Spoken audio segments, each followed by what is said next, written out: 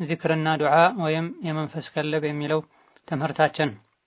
እነሆ ዚክርና ዱዓ ሁሌም የሚያስፈልግ ከመሆኑም ጋር በችግርና በጭንቅ ጊዜ ይበልጥ አላህን ተባረከ ወተዓላ ማስታወስና መለመን ያስፈልጋል። በዚክርና በዱዓ የማይፈታ ችግር የለም። አላህ ተባረከ ወተዓላ አስታውሱኝ አስታውሳችኋለሁ ብሏል። የተጨነቀን ሰው ጥሪ ሰምቶ ከጭንቅ የሚያወጣው ማን ነው በማለትም አላህ ተባረከ ወተዓላ ጠይቋል። አኢላሁም መዐላህ ብሏል መጨረሻ ላይ። ከአላህ ጋር ሌላ አምላክ አለ እንዴ? የተጨነቀን ሰው ተጨንቆ ዱዓ ሲያደርግ ሲለምን መልስ መስጠት የሚችል ያለ አላህ ማንም እንደሌለ መስፈርቱን አሟልቶ የለመነውን ሰው አላህ እንደሚቀበል የሚያሳይ ነው። ባለንበት ጊዜ ሰዎች በተለያዩ ምክንያቶች በጭንቀትና በድብርት ተውጠዋል። ከሚደርሱብን ሁሉ ችግርና ሙሲባዎች አላህን ማስታወስ ይበልጣል። ከባድ የሆኑ ችግሮች ሁሉ አላህን ካስታወሱ ወደ አላህ ከተመለሱ እርግጠኛ ሆነው አላህን ከለመኑ መገላገል ይቻላልና ሁሉም በያለበት ንያውን አስተካክሎ አላህን በማስታወስ ዱዓ በማድረግ ከችግሮቻችን ሁሉ እንወጣለን የሚል የቂን እርግጠኝነት ውስጣችን ላይ ሊኖር ይገባል። ሙእሚን ከዚክር ተቋረጠ ማለት ከውሃ ውስጥ እንደወጣ አሳ ሆነ ማለት ነው። ትክክለኛ የልብ ህይወት የምናገኘው የህሊና ረፍት የምናገኘው ሁሌ ልባችን ከአላህ ጋር ሲሆን፣ ምላሳችን አላህን ሲያመሰግን አላህን ሲያወድስ ነው። ከዚክር ስንርቅ ሸይጣን ልባችን ውስጥ ገብቶ መወስወስ ይጀምራልና ቀንና ሌሊት 24 ሰዓት ሙሉ የሚባሉ የዚክር አይነቶች አሉ። ሙቀየድና ሙጥለቅ የሆኑ በወቅት በቁጥር ተገድበው የሚባሉ አሉ። እንደዚሁ ያለምንም ገደብ የምንላቸው ዚክሮች አሉ። ለዚህም ዑለሞች ከጥንት ጀምሮ ዐመሉል የውሚ ወለይለ ብለው ክታቦችን ጽፈዋል። ቀንና ሌሊት ውስጥ የሚሰሩ ስራዎች ብለው ጽፈዋል። አልአዝካር ወልአድዕያ ብለው ጽፈዋል። ኢማሙ ጠበራኒ፣ ኢማሙ ነወዊ፣ ኢብኑ ተይሚያ፣ ኢብኑል ቀይም፣ አሸውካኒ በቅርብ ጊዜ የነበሩትምና ኢብኑ ባዝ፣ ኢብኑ ዑሰይሚን ሌሎችም በዚህ ዙሪያ ጽፈዋል። ከሁኔታዎች ከቦታዎች ጋር ተያይዘው የሚባሉ ዚክሮችን ዱዓዎችን አብራርተዋል። በርካታ ዑለሞችም እነዚህ ክታቦችን ለተማሪዎቻቸው አስተምረዋል። ክታብ መልኩ ጽፈውም ሸርሕ አድርገዋል። አቂዳን እንደምንማረው ፊቅህን፣ ሲራን እንደምንማረው ዐመለል የውም ወለይላን ቀንና ማታ የሚሰሩ መልካም ስራዎችን የሚደረጉ ዚክርና ዱዓዎችን ልንማር ልንተገብራቸው ይገባን። ነገር ግን ዚክርና ዱዓ በምናደርግበት ጊዜ ልናውቅና ልንተገብራቸው የሚገቡ ህጎች አሉ። በዛ ህግ መሰረት መሆን አለበት። መስፈርቱን አሟልቶ ህጉን ጠብቆ ከተሰራ ነው የተኛውም መልካም ስራ ተቀባይነት የሚያገኘውና ጥቅም የሚያስገኘው። ሶላት በምንሰግድበት ጊዜ፣ ዘካ በምንሰጥበት ጊዜ ኢላ ገይሪ ዛሊክ ወደ አላህ የሚያቃርቡ ኢባዳዎችን ስናደርግ አርካን ሽሩጥ የሚባሉ ነገሮች አሉ። በዚህ ስርዓትና መስፈርት መሰረት ከተሰራ ተቀባይነት ያገኛል፣ ካልሆነ ውድቅ ይሆናል። ዚክርና ዱዓም ልክ እንደዚሁ ዒባዳ ነው። ዚክርና ዱዓ ስናደርግ እነዚህን የዚክርና ዱዓ አደብና ህጋቶችን አውቀን ጠብቀን ሊሆን ይገባል።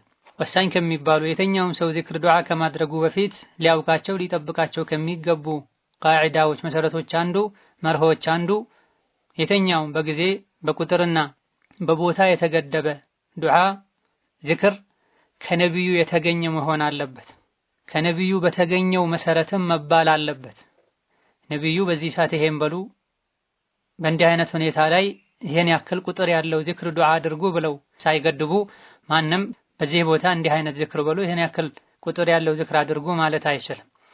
ይህ እንዳለ ሆኖ ደግሞ ከሁኔታና ከቦታዎች ጋር ተያይዘው በነቢይ የተደነገጉ ራሱን የቻለ ቁጥር ያላቸው ዚክሮች ቁጥራቸውን መጨመር መቀነስም አይቻልም። ቃላቶቻቸውንም ማዛባት አይቻልም። በተባለው መሰረት ፊደሉን አናባቢውን ጠብቀን ልንል ቁጥሩንም ልናከብር ይገባናል። ትርጉሙ እንኳን ለውጥ ባይኖረው አንድን ቃል በሌላ ቃል ቀይሮ ማለት አይቻልም። መጨመር እንደማይቻለው ሁሉ መቀነስም አይቻልም። ያን ዒባዳ የምናደርገውን ዝክርና ዱዓ ቦታውን ጠብቀን ነቢ ባደረጉት መልኩ ነው ያደረገን ያለው ካለን ይሄ የሆነበት ምክንያት ዝክር ዱዓ ዒባዳ ስለሆነ ነው። ዒባዳ ደግሞ ሳይጨምሩ ሳይቀንሱ ሳያዛቡ በተደነገገው መሰረት መደረግ አለበት። ዙህርን ነቢ ያስተማሩን 4 ረክዓ ነው። ፈጅርን 2 ረክዓ ነው። ከዙህር አንድ ቀንሶ 3 ማድረግ፣ ለፈጅር አንድ ጨምሮ እንደዚሁ 3 ማድረግ አይቻልም። ስሰግድ እንዳያችሁት ስገዱ፣ ሐጅ ሳደርግ እንዳያችሁት ሐጅ አድርጉ ብለዋልና ዚክርም ላይ ይሄን ነው የምንለው። ቡኻሪና ሙስሊም ከበራ ኢብኑ ዓዚብ ባስተላለፉት ሐዲስ ነብዩ አለይሂ ሰላቱ ወሰላም ወደ መኝታህ ስትሄድ ውዱ አድርግ፣ ልክ ለሶላት የምታደርገውን አይነት ውዱ። ከዛ በኋላ በቀኝ ጎንህ ተኛ። ከዛ በኋላ አላሁመ አስለምቱ ወጅሂ ኢለይከ ወፈወድቱ አምሪ ኢለይከ ወአልጀእቱ ظهሪ ኢለይከ ረግበተን ወረህበተን ኢለይከ ላ መልጀአ ወላ መንጃ ሚንከ ኢላ ኢለይከ አመንቱ ቢኪታቢከ አለዚ አንዘልተ ወቢነቢይከ አለዚ አርሰልተ በል። ይሄን ቃል ብለህ ተኝተህ በዛው የሞትክ እንደሆነ ትክክለኛ አላህ የሚወደው ንጹህ ተፈጥሮ ላይ ሆነህ ነው የምትሞተው። የመጨረሻ ንግግርህም አድርጋቸው። ስተኛ ከምታደርጋቸው ዚክሮች ሁሉ የመጨረሻ ዚክር ይሄን አድርግ አሏቸው ነብዩ ለአልበራ ኢብኑ ዓዚብ። አልበራ ኢብኑ ዓዚብ ከነቢይ ሰምተው እስቲ ልበላቸው ብለው ለነቢይ መልሰው ሲያሰሟቸው ወቢነቢይከ አለዚ አርሰልተ ሚለው ጋር ሲደርሱ ወቢረሱሊከ አለዚ አርሰልተ አሉ። ነብዩ ያስተማሯቸው ወቢነቢይከ አለዚ አርሰልተ ነበር። በራ ግን ወቢረሱሊከ አለዚ አርሰልተ አሉ። ነቢይ የሚለውን ረሱል በሚል ቀየሩት። ነቢያችን ሰለላሁ ዐለይሂ ወሰለም ይሄን አላጸደቁም። ላ ወቢነቢይከ አለዚ አርሰልተ አሉት። ወቢረሱሊከ አትበል ወቢነቢይከ በል አሏቸው። ይሄን ሲያብራሩ አልሐፊዝ ኢብኑ ሐጀር ረሂመሁላህ ተዓላ ወቢረሱሊከ ሲሉ በራ ሃይ ትክክል አይደለህም ወቢነቢይከ ብለህ ቅራ ያሉበት ምክንያት አነ አልፋዘል አዝካሪ ተውቂፊያ የዝክር ቃላቶች የተገደቡ ናቸው፣ መቀያየር አይቻልም። ከነብዩ እንደተሰማው እንደተገኘው ብቻ ነው የሚባለው። ነብዩ እዚህ ጋር ያረሙበት የመለሱበት ምክንያትም ይህ ነው። ትርጉሙ ያው ተመሳሳይ ከመሆኑ ጋር ነብዩ ሰለላሁ ዐለይሂ ወሰለም ነብይም ናቸው ረሱልም ናቸው። እሳቸው ያስተማሩት ወቢነቢይከ አለዚ አርሰልተ በላከውም ነብይ አምኛለሁ በል ነበር ያሉት። አልበራ ወቢነቢይከ በሚለው ፋንታ ወቢረሱሊከ ሲል ላ አይሆንም እንደዛ ወቢነቢይከ በል እንዳስተማርኩህ ብለውታልና መቀያየር አይቻልም። ወለው ቢተግይር ለፍዝን ላ ዩፍሲዱል ማዕና ማዕናን እንኳ ባይቀየር ሌላ ትርጉም እንኳ ባይኖረው ፊደሉ መቀየር የለበትም። ወሀከዛ በቁጥር የተገደበ ነብዩ ሰለላሁ ዐለይሂ ወሰለም 3 ጊዜ 10 ጊዜ 100 ጊዜ ብለው ያስቀመጡትን ዝክር መጨመር መቀነስ አይቻልም። በቁጥር የተገደበበት ራሱን የቻለ ምክንያት ይኖረዋልና ጀምሬ በተወሰነ የቻልኩትን ያክል ብለስ በአንዳንድ ምክንያቶች ጀምሬ ባቆመውስ ሙሉውን እላለሁ ከማለት ጋር የሆነ እንቅፋት ገጥሞ ከሆነ የተቋረጠው ይሄ ችግር የለም። ነገር ግን አንድን በቁጥር የተገደበን ዝክር ከነብይ እንደተገኘው ማለት የፈለገ ሳያጎድል 100 የተባለውን 80 አድርሶ ሳያቆም 10 የተባለውን 8 አድርሶ ሳያቋርጥ ሙሉውን ማለት አለበት። መቀነስ እንደሚከለከለው ሁሉ መጨመርም ይከለከላል። አንዳንድ ከተገደበው በላይ ማለት የሚቻልባቸው የዝክር አይነቶች አሉ። ወደፊት የምናያቸው የምንጠቅሳቸው ይሆናል። አንዳንዴ ዝክር ያሉ ቁጥር ላይ ሊሳሳቱ ይችላሉ። 80 ነው ያልኩት 85፣ 90 ነው ያልኩት 95 የሚል ጥርጣሬ በሚገጥምበት ጊዜ ላይ ግምታችን ያመዘነበትን መያዝ ለጥንቃቄ ብለን ከጥርጣሬ ለመውጣት ዝቅተኛውን መያዝ እንችላለን። ይሄ አውቆ መጨመር ውስጥ አይገባም። 100 ጊዜ መባል ያለበትን የቆጠረን 80 ደርሰን 80 ነው 90 ብንል 90 የሚለው ካመዘነ 90 ብለን እንቀጥላለን። 90 ደርሻለሁ ብለን እርግጠኛ መሆን ካልቻለን ወይ አብዛኛው ግምታችን 90 ነው ካላለ 80 ብንል መሃል ላይ 10 ሊኖር የሚችል ከመሆኑ ጋር የኔ ችግር የለውም። ሆን ተብሎ ታስቦ የተደረገ ስላልሆነ ማለት ነው። እደን ከወቅት ጋር ከጊዜ ጋር አያይዞ ዝክር ለማለት ከነብይ የተገኘ መሆን አለበት። በርካታ ዑለሞች ከሱሐቦችም የተገኘ እንደዚሁ ሰነዱ ትክክል ከሆነ መጠቀም ይቻላል ያሉበት ሁኔታ አለ። ከታቢዒዎች ሳይሆን ዒባዳ ነክ ጉዳዮች ላይ ሱሐቦች በራሳቸው ተነሳሽነት በግል ራእያቸው ይቻላል ይደረጋል አይሉም። ከነብይ ሰምተውት ቢሆን ነው በሚል ከሱሐቦች የተገኘ ከሆነ ተቀበለን መስራት እንችላለን ተብሏል። ከሱሐቦች በታች ያሉ ከታቢዒዎች ከታቢዒ ታቢዒን ከሆነ ከጊዜ ከቦታና ከሁኔታዎች ጋር የተያዘን ዝክር ዱዓ ተቀበለን አናደርግም። ከነብይ ወይም ከሱሐቦች ከተገኘ ብቻ ነው። ይሄን ልብ ልንል ይገባናል። ከሱሐባ ተማሪዎች እንኳን ከነብይ ወይም ከሱሐባ ያልተላለፈን ዝክር ከቦታ ከሁኔታ ጋር ያይዞ ማለት አይቻልም ከመባሉ ጋር የተለያዩ መድረሳ ተከታዮች የሚባሉ ከመግሪብ እስከ ኢሻ የሚባል ዝክር ብለው የገሌ ሼክ ሐድራ አውራድ የገሌ ሼክ መድረሳ ተከታዮች አውራድ ያሉ ከመግሪብ እስከ ኢሻ ከሱብሒ በኋላ የጁሙዓ የሐሙስ ምሽት ብለው አውራዶችን አድካሮችን ገድበዋል። ይሄ በሙሉ ከሱና የሚጻረር ከነብይ ወይም ከሱሐቦች በትክክለኛ ሰነድ ያልተገኘን ዝክር ዱዓ ከቦታና ከወቅት ጋር ያይዘን በቁጥር ገድበን ልንላ ይገባን። ከነቢይና ከሱሐቦች ተገኝቷል መባሉን ብቻ በቂ አይደለም። በትክክለኛ ዘገባ ወደኛ መድረሱ መረጋገጥ አለበት። በርካታ ضعيف የሆኑ የዱዓ የዝክር አይነቶች አሉ። ይሄን ዑለሞች የሐዲስ የአዝካርና የዱዓ ክታቦቻቸው ላይ አብራርተዋል። የምንሰማቸው ሐዲሶችን ሶሒህ ናቸው አይደለም ብለን የማጣራትን አንገብጋቢነት ከሚያሳዩ ነገሮች መሃል አንዱ አልሀረዊ ረሂመሁላህ ተዓላ ዘመል ከላም በተሰኘው ክታባቸው ላይ ከአብዱላህ ኢብኑ ሙባረክ ያስተላለፉት ታሪክ አለ። አብዱላህ ኢብኑ ሙባረክ ታዋቂ ሙሐዲስ ኢማም ሙጃሂድ ናቸው። ጉዞ ላይ ያሉ መንገድ ጠፋቸው። አንዴ በረሃ ላይ ጉዞ ላይ ሆኖ መንገድ የጠፋው ሰው ዒባደላሂ አዒኑኒ እንደሚባል ሰምተው ነበር። ነገር ግን በረሃ ላይ ሆነው መንገድ ጠፍቷቸው የሚጠይቁትን ሰው አተውም ፈጀዐልቱ አጥሉቡ አልጁዝአ አንዙሩ ኢስናደሁ ብላ ይህ ከማን የተላለፈው ብዬ ሰነዱን መፈተሽና መመርመር ማጣራት ጀመርኩኝ ብላ አልሀረዊ ረሂመሁላህ ተዓላ ይሄ ላይ ተዕሊቅ ሲያደርጉ ፈለም የስተጅዝ አን የድዑወ ቢዱዓኢን ላ የራ ኢስናደሁ ሰነዱ የዘገባ ሰንሰለቱ ሰነዱ ትክክለኛ መሆኑን ሳያረጋግጥ ይሄን ዱዓ ማድረግ አልፈለገም። አልባኒም ረሂመሁላህ ተዓላ ሀከዛ ፈልየኩን ልኢትባዕ ብለዋል። ነቢይን ሱናን መከተል እንዲህ ነው መሆን ያለበት ብለዋል። ጭንቅና ችግር ላይ እንኳ ሆነው ከአሁን ቀደም ሰምተውት የነበረን በችግር መንገድ በጠፋ ጊዜ የሚባለን ዱዓ ለማለት አስቀድመው ሰነዱን ላጣራ ብለዋልና ፌስቡክ ላይ ዋትስአፕ ላይ በተለያየ መልኩ ለእንዲህ አይነት ጊዜ ይሄን ዱዓ ያለ ሰው እንዲህ አይነት ችግር ላይ ያለ ይሄን ዱዓ ያለ ከችግሩ ይወጣል 100 ጊዜ በለው ከዛ ለ50 ሰው አስተላልፈው ያሉ የሚያሰራጩት ነገር አለ። ጥንቃቄ ማድረግ ማረጋገጥ ያስፈልጋል። ከዲን ጋር እያይዘን ሰነዱን ሳናጣራና ሶሒህ ነው ضعيف ሳንለይ የምናደርገው ነገር ከአላህ ማቃረቡ ቀርቶ ከአላህ ያርቀናል፣ ከመንገድም ያወጣናል። ቢድዓ ስለሚሆን ቢድዓ በሙሉ ጥመት ነው ተብሏልና እንደዚሁ ሰዎች በተጅሩባ እንዲህ አይነት ዱዓ አድርገው እንዲህ አይነት ዝክር ብለው ተሳክቶላቸዋል አይባልም። ዝክር ዱዓ የዒባዳ አካል ነው ብለናል።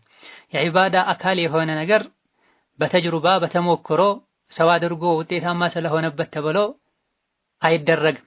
الدين لا يثبت بالتجربة وإنما يثبت بالسند الصحيح ተብሏል። ዲን በተሞክሮ በመመራመር አይደረግም። ይልቅ ትክክለኛ በሆነ ሰነድ ነው። ነቢ አድርገዋል፣ ሰሐቦች አድርገዋል። ይሄኔ ነው የምናደርገው። ሰው ቤት ውስጥ ቁጭ ብሎ መንገድ የሄደ ንግድ ዓለም ላይ ሆኖ በተለያዩ ሁኔታዎች ችግሮች ሊገጥሙን ይችላሉ። ለሚገጥመን ችግር በሶሒህ ሐዲስ የተነገረ የሚባል ዱዓና ዝክር ካለ እናደርጋለን። ከሌለ ሰዎች ሲሉ ስለሰማን ብቻ እንዲህ ነገር አናደርግም ነው። ዲናችን ሙሉ ነው። ከሁኔታዎችና ከቦታዎች ጋር ተያይዘው መባል ያለባቸው ዝክሮችን ዱዓዎችን ዲናችን አስተምሮናል። ዲኑን ልንማር ልንቀራ ልንጠይቅ ይገባናል። ሞክሬው ተሳክቶልኛል ጥሩ ውጤት አይቼበታለሁ ብለን ዝክር ዱዓን በተሞክሮ ከሁኔታና ከቦታዎች ጋር እያይዘን ማለት ከጀመረን ዲን አልእስላም ልክ እንደ ተበላሹ ሌሎች ሃይማኖቶች መጫወቻ ይሆናል። እዘን ይህ ወሳኝ የሚባል አንድ ውስጡ ላይ የተለያዩ ነጥቦችን የያዘ መርህ ነው። ዝክርና ዱዓን ከቦታ ከሁኔታ ጋር ከቁጥር ጋር እያይዘን ለማለት ከነቢይ ከሰሐቦች የተገኘ መሆን አለበት። ከነቢዩ የተገኘውንም ቁጥሩን ወቅቱን አባባሉን ጠብቀን ልንል ይገባናል። መጨመር መቀነስ ማዛባት አይቻልም። ሌላና ሁለተኛው ከዝክር ጋር ተያያዥ ወሳኝ ነጥብ ዝክር በምናደርግበት ጊዜ ልክ እንደ ዱዓ እጅ አንስቶ የሚደረግ ዝክር የለም። ዋናው ዝክር ማለቱ ነው። እጄን አንስቼ ዝክር ብል ምን ችግር አለው ያለን እንደሆነ ምላሹ ችግሩ ቢድዓ ውስጥ መግባት ይሆናል። ነቢያችን ሰለላሁ ዐለይሂ ወሰለም ዝክር ሲሉ እጃቸውን አንስተው ልክ እንደ ዱዓ ዝክር ያደርጉ ነበር አልተባለ። ምግብ በልተን ስንጨርስ የምናደርገው ዝክር አለ። ያን ዝክር ስናደርግ እጃችን ብናነሳ ቢድዓ ይሆንብናል። ጾመኛ ጾሞ ውሎ ሲያፈጥር የሚለው ዝክር አለ። ያን ዝክር ስናደርግ እጃችን ብናነሳ ቢድዓ ይሆንብናል። ነብዩ ሰለላሁ ዐለይሂ ወሰለም ዱዓ ሲያደርጉ እጃቸውን ያነሱ እንደነበረ በተለያዩ አጋጣሚዎች እጅ አንስተው ዱዓ እንዳደረጉ ተነግሯል። በእነዚህ አጋጣሚዎች ላይ እጃችን አንስተን ዱዓ እናደርጋለን። እጃቸውን ሳያነሱ ዱዓ ያደረጉበት አጋጣሚም ተነግሯል። እጃችን አናነሳ። ሁለቱም ያልተነገረበት ከሆነ ጉዳዩ ዱዓ ከሆነ ከሁኔታዎች ከክስተቶች ጋር የተያዘ ዝክር ሳይሆን ዱዓ ከሆነ እጃችን አንስተን ብናደርግ ችግር የለውም። ከዱዓ ደባ አንዱ እጅ ማንሳት ነው። ነገር ግን ዝክር ከሆነ ከሁኔታ ከቦታ ከቁጥር ጋር የተያዘ ዝክር ሲሆን እጅ አንስቶ ማለቱ ቢድዓ ይሆናል። ከዝክር ጋር እጅ አናነሳ። ስለዚህ የጧትና ማታ ዝክር ስናደርግም ይሁን ሌሎች ከሁኔታ ከቦታ ጋር የተያዙ ዝክሮችን ስናደርግ እጃችንን አንስተን አናደርግም። ሌላኛው ወሳኝ ነጥብ ዝክር ማድረግ ሁሉም ሁኔታ ላይ ይቻላል። ፈዝኩሩላህ ቂያመን ወቁዑደን ወዐላ ጁኑቢኩም ተኝታችሁም ተንጋላችሁም ተጋድማችሁም ዝክር አድርጉ ተብሏል። ዝክር ለማድረግ የግድ ራሱን የቻለ አቀማመጥ አለው። በዚህ መልኩ እንጂ ቁጭ ብለህ አይባልም። ነዓም ውዱእ አድርጎ ወደ ቂብላ ዞሮ ተስተካክሎ በአደብ ዚክር ማድረጉ መልካም ነው ሊባል ይችላል። ነገር ግን በዚህ መልኩ ተቀምጠህ እንጂ በዚህ መልኩ ጭንቅላትህን ሰውነትህን ያወዛወዝክ የነቀነክ እንጂ አይባልም። ተገቢም አይደለም። ዚክር በሚያደርጉበት ጊዜ ወደ ግራ ወደ ቀኝ ሰውነትን ያወዛወዙ ማድረግ አስፈላጊም አይደለም። ሰኪና እርጋታ ያስፈልጋል። ሁሌም ዚክር ማለት የሚቻል ከመሆኑ ጋር ሁለት ሁኔታዎች ላይ ዚክር ማለት እንደማይፈቀድ አብዱላህ ኢብኑ አባስ ሌሎችም ተናግረዋል።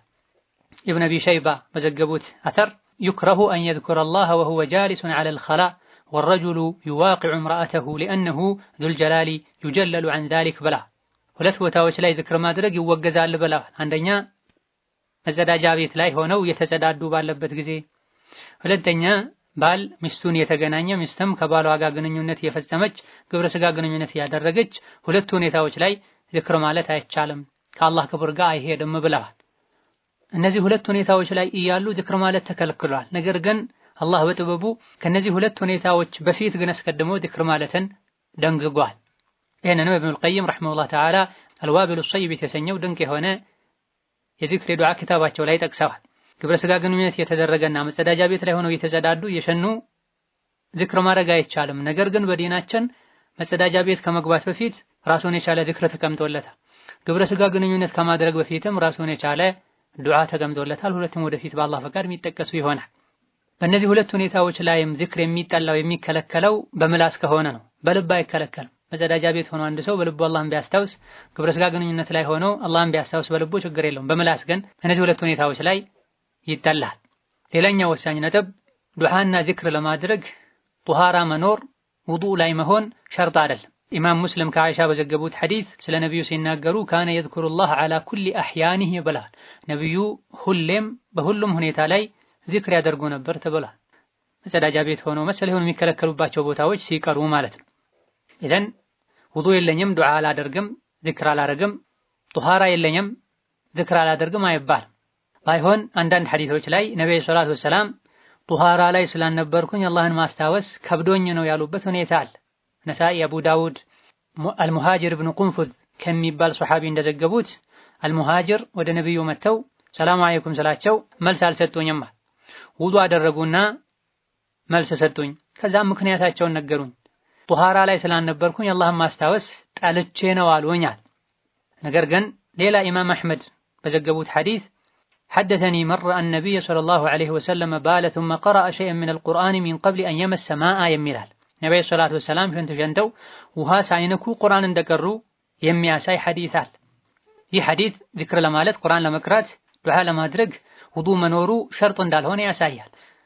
ውሃ ሳይነኩ ቁርአን ቀሩ የሚለው አገላለጽ በተለይ ኢብኑ ሒባንም ረሂመሁላህ ተዓላ ታዋቂው ሶሒሓቸው ላይ ሙሉ ጧሃራ ላይ ሆኖ ዚክር ማድረግ በላጭ ስለሆነ እንጂ ሌላ አጋጣሚ ላይ ጧሃራ ላይ ስላልነበርኩኝ አላህን ማስታወስ ከበደኝ ያሉት በመሰረቱ ግን ወንጀል እንዳልሆነ እንደሚቻል ይህ ሐዲስ ያሳያል ብለዋል።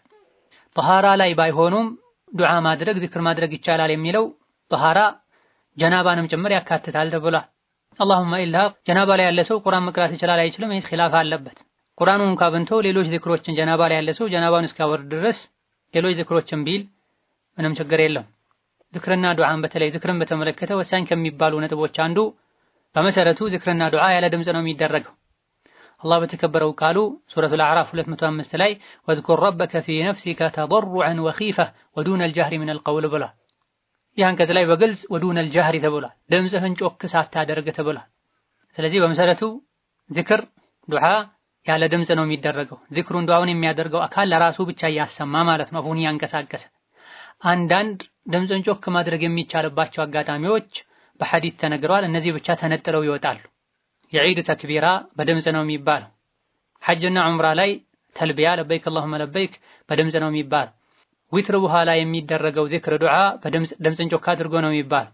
በርካታ ዑለሞች በተለይ ሙሐዲሶች ከሶላቶች በኋላ የሚባሉ ዚክሮችም ሁሉም በግሉ በመጠኑ ድምጹን ጮክ አድርጎ ነው የሚለው ብለዋል። በሶሒህ ሐዲስ ከአብዱላህ ኢብኑ አባስ እንደተላለፈው ሶላት ማለት በነቢይ ዘመን ሶላት ማለቁን የማውቀው ሰዎች ከሶላት በኋላ ድምጻቸውን ጮክ አድርገው ዚክር ሲሉ በመስማቴ ነበር ብለዋል። እሳቸው ለዚህ ሕፃን ከመሆናቸው አንፃር ሶላተል ጀማዓ ዘግይተው ሊደርሱ ይችሉ ነበር። አንዳንድ ዑለሞች እንደ ሻፊዒ ለማስተማር ከሆነ ነው ለኢማም የሚፈቀደው ኢላ ገይሪ ዛሊክ ያሉበት ሁኔታ አለ። ነገር ግን በርካታ የሐዲስ ሊቃውንቶች ማንኛውም ሰው ቤተኛውን ጊዜ በመጠኑ ሌሎችን በማይረብሽ መልኩ ሁሉም በግሉ ድምፁን ጮክ አድርጎ ከፈርዱ ሶላት በኋላ የሚባሉ ዚክሮችንም ማለት ይቻላል በድምጽ ብለዋል። ወከዛሊክ በማስነጠስ ሰዓት የሚባለን ዝክርም ድምፁን ጮክ አድርጎ ነው የሚለው። ቡኻሪ ከአቡ ሁረይራ በዘገቡት ሐዲስ አንዳችሁ ሲያስነጥስ አልሐምዱሊላህ ይበል፣ አብሮት ያለው ወንድሙ ወይም ጓደኛው የርሐሙከላህ ይበለው። ይሄን ደግሞ ያስነጠሰው አካል ያህዲኩሙላህ ወዩስሊህ ባለኩም ይበል ብለዋል። ይሄም በድምጽ የሚባል ዝክር እንደሆነ በሐዲስ ተነግሯል።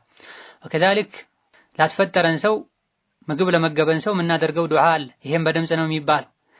ለተጋቡ ለሙሽራ የሚደረግ ዱዓ አለ። ባረከላሁ ለክ ወባረከ ዐለይክ ለአኺሪህ በድምጽ ነው የሚባለው። መንገደኛ የሆነ ሰው ቁልቁለት ሲወርድ ዳገት ሲወጣ የሚለው ዚክር አለ። ይሄም ድምጽን ጮክ በማድረግ ነው የሚባለው። እነዚህና መሰል የሆኑ ድምጽ ጮክ ተደርጎ የሚባሉ ዚክርና ዱዓዎች ካልሆኑ በስተቀር ዚክርና ዱዓ ያለ ድምጽ ነው የሚባለው። ይህ ከመሆኑ ጋር በጋራ ተሰብስበው ድምጻቸውን ጮክ አድርገው ዚክር የሚሉ ሰዎች ከፈርዱ ሶላት በኋላ በቋሚነት ተሰብስበው ኢማሙ ያረገ ሌሎች ተቀብለው አሚን የሚሉ ሰዎች አሉ። ይሄ ነቢይም ሰሐቦችም ታቢዒዎችም ያላደረጉት ኋላ ላይ የተፈጠረ ቢድዓ ነው። ከሶላት በኋላ ድምጹን ጮክ አድርጎ ዱዓ ማድረግ መሰረት የለውም። ነብዩ ሰለላሁ ዐለይሂ ወሰለም ሶላት ፈርዱ ሶላት ባሰገዱ ቁጥር ዞረው ከማሙሞች ጋር ድምጻቸውን ጮክ አድርገው እሳቸው ዱዓ ያረጉ ማሙሞች አሚኑ ነበር የሚል ሐዲስ የለም። በግሉ ቢያደርግ ችግር የለውም። ይሄም አንዳንዴ ቢቀር የተሻለ ነው። ወከዛሊክ ከመግሪብ እስከ ኢሻ ተሰብስበው ድምጻቸውን ጮክ አድርገው አውራድ ያሉ ዚክር የሚሉ ሰዎች አሉ። ይሄም ተገቢ እንዳልሆነ ከዚህ እንረዳለን። እንደዚሁ ጁሙዓ ቀን ወይም ሰው ሲሞት ተሰብስበው ድምጻቸውን ጮክ አድርገው በጋራ ያውም ሶላዋት የሚያወርዱ ሰዎች አሉ። ይሄም ተገቢ አይደለም። አንድ ነብዩ በጋራ በጀማ አድርጉት ብለው ያልፈቀዱ ያልደነገጉን ዚክር በጀማዓ ማድረጉ አንድ ቢድዓ ነው። ነብዩ ጮክ ብለው ይሉት ነበር ተብሎ ያልተደነገገን ዒባዳ ጮክ ብለው ማለቱም ሌላ ራሱን የቻለ ቢድዓ ነው።